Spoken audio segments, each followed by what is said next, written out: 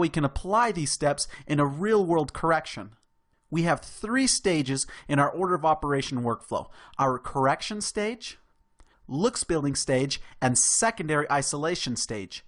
There are some specific cases where we'd depart slightly from this order, but for the most part, we'll stick to this order. So here in the timeline, I have 2 uncorrected examples. I'll perform the first step of correction in our order of operation by setting the focus exposure, setting the proper contrast, and color balancing.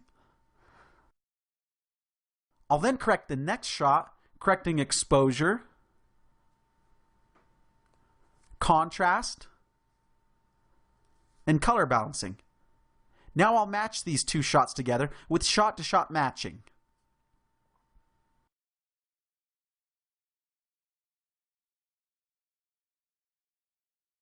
We're almost there.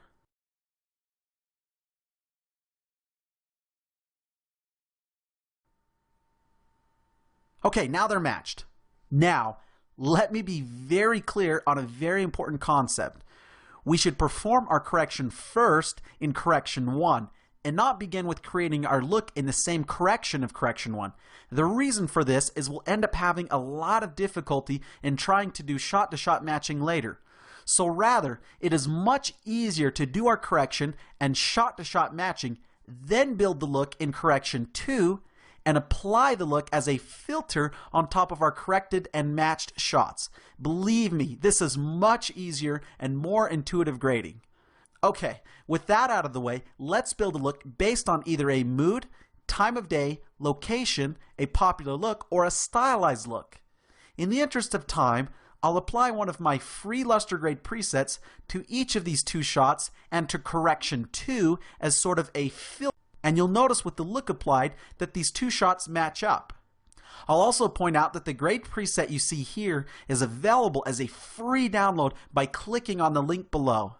Moving on to our last stage of secondary isolation, we'll apply some focusing by targeting our corrections to a specific part of the image.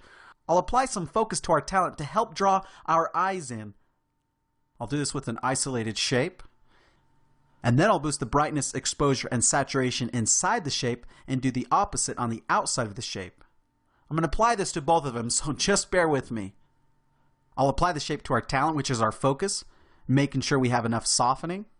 And then I'll repeat the procedure with the exposure, contrast, and saturation. Now let me show you the before and after with the focus applied. Makes a big difference, doesn't it? And now, let me finish up by showing you the entire before and after of our grade. Wow!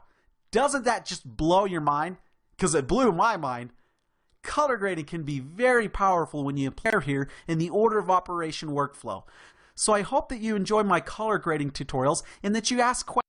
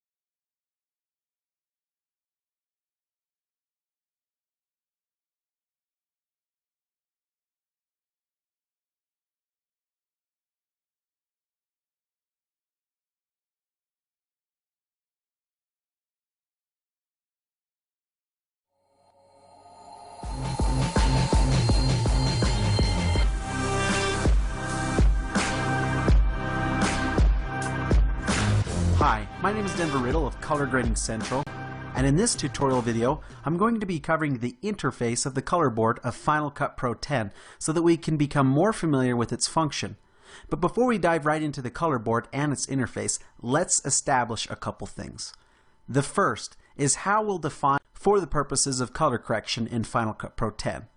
The second is defining shadows, midtones, and highlights. These are the regions of the image that we can make targeted adjustments to. So let's begin with defining color. Color is divided up into three components: color or hue, saturation, and exposure.